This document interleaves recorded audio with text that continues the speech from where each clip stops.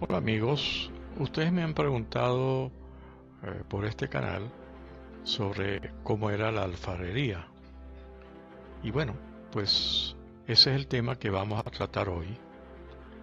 Perdonen, soy Luis Lamana de Pesebre Artesanales y esto es lo que tenemos que decir sobre la alfarería y los alfareros. Alfarería es el arte de elaborar objetos de barro o arcilla. Generalmente alfarería lo ponen como un sinónimo de cerámica. Son dos cosas distintas.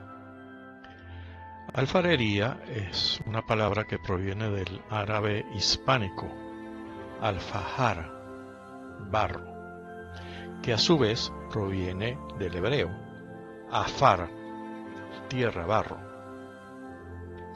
Por otro lado, cerámica procede del griego antiguo, que era miqué, que designaba originalmente al barrio de los alfareros en la antigua Atenas, al noreste de la Acrópolis, que era Micón. Los primeros objetos de alfarería se remontan al Paleolítico Superior. Es el caso de la llamada Venus de Dolmi.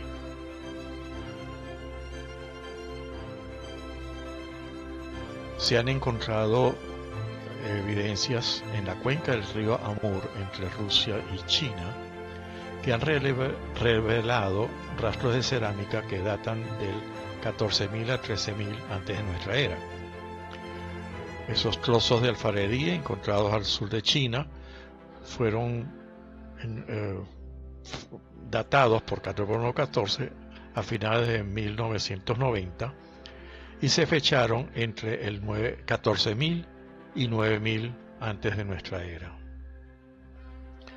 Una de las piezas más antiguas que se conoce es una vasija del período Jomón, en la época de la prehistoria del Japón, 10.000 a 18.000 años antes de nuestra era. Pieza que actualmente se exhibe en el Museo Nacional de Tokio. Es en el Neolítico cuando empezamos a ver la elaboración de vasijas. En el Próximo Oriente se han encontrado cerámicas de 1 o 2 milenios anteriores a la aparición de los cereales. Por eso, la asociación de la alfarería con la práctica agrícola hoy en día está en discusión. En Europa mediterránea, las piezas más antiguas son probablemente las encontradas en el yacimiento de Camprafaut, en Lengadot, y el Beldepino, en Cuenca. Piezas datadas en el siglo VI antes de nuestra era, sin ningún tipo de decoración. También hay piezas del tercer milenio encontradas en Cataluña, Provenza, Córcega y Dalmacia. En este caso, su decoración se basa en la impresión con conchas marinas. Se le denomina cerámica cardial, aunque también se lo llama monserratina, por la abundancia en el macizo de Montserrat.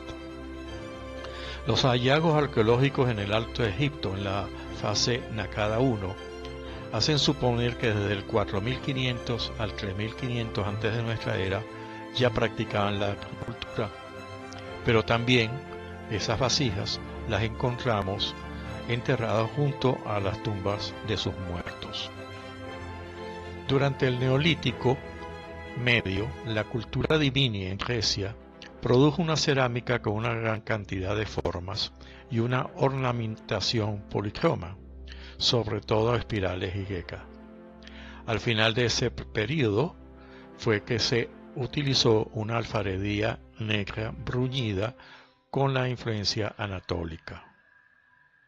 La antigüedad americana, en la mayoría de sus pueblos que eran agrícolas, por lo tanto sedentarios, hizo que se produjeran grandes cantidades de utensilios domésticos para uso culinario y almacenaje, aunque cada pueblo utilizó arcillas de acuerdo al territorio donde se encontraban. La realización en general a mano, sin ayuda de tornos, se utilizó moldes ya en una época posterior. Cada cultura tuvo sus particularidades. Por ejemplo, en México se utilizaban vasijas o cuencos pequeños que tenían patas en el fondo y incisiones talladas en el fondo para morder el chile u otros condimentos. El origen de la cerámica se produce en las costas de Ecuador hacia el 3200 antes de nuestra época. En Colombia se encuentran hallazgos de cerámica datados en el año 2925 con utensilios muy toscos de cuencos semiesféricos. Ollas de color rojizo y negro aparecen en Perú ya en un periodo mucho más tardío, hacia el 2000. La cultura Huari, que fue una civilización andina que floreció en el centro de los Andes aproximadamente desde el siglo VII antes de nuestra era hasta el siglo XIII. Entre sus piezas se destacan los huacos, esas vasijas de cerámica utilizadas para enterrar a sus muertos. Para elaborar vasijas o figuras de barro, cerámica, aparte de necesitar la tierra, el barro, necesitamos agua, pero necesitamos cocinarlas, por lo tanto hacer fuego, generalmente con leña. La utilización de lo que llamamos un torno, según Eslabón, que es un alumno de Solón, un filósofo griego, y Plinio el Viejo, se inventó por un señor llamado Anacarsis en Babilonia en el siglo III antes de nuestra era. El torno, esa estructura giratoria que estamos viendo, es lo que nos permite fabricar piezas mucho más moldeadas. Aquí estamos viendo algunas imágenes que nos mandó Jonathan Ruiz, uno de los seguidores del canal, que hizo el año pasado para su pesebre. Digo, pero, y ese es el pero, en la aldea de Belén, que está situada en una zona árida, por lo tanto, con poca vegetación. ¿De dónde sacaban la madera para poder fabricar enseres de cerámica? Hemos dicho que en esa zona no hay ríos. Los ríos están del otro lado de la montaña como afluentes del Jordán. Pero el lado donde se sitúa Belén no existen ríos. Para suplirse de agua tuvieron que construir 3 grandes piscinas que fueron lo que alimentaron tanto a esa pequeña aldea como a Jerusalén, con un acueducto que les hizo Herodes. Entonces tenemos que pensar,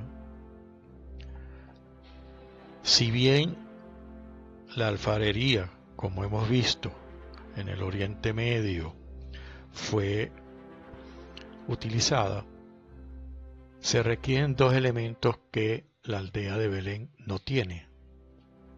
¿Cómo compaginar eso a la hora de hacer nuestros pesebres, nuestro nacimiento, nuestros belenes? Es una pregunta que dejo al azar, que ustedes se la piensen un poco, pero qué bonito es poder llenar esa representación con esos oficios que en toda Judea, en el reino de Judea, sí se hacían. Amigos, eso es todo por hoy. Los espero en 15 días. Si te gustó esto, me lo anotas aquí abajo.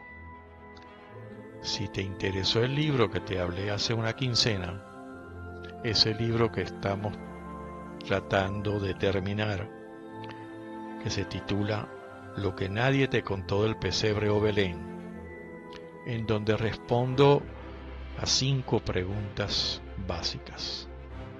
qué sabemos sobre el nacimiento de Jesús, quiénes fueron los personajes principales alrededor de ese nacimiento, cómo ocurrió eso, dónde ocurrió y cuándo.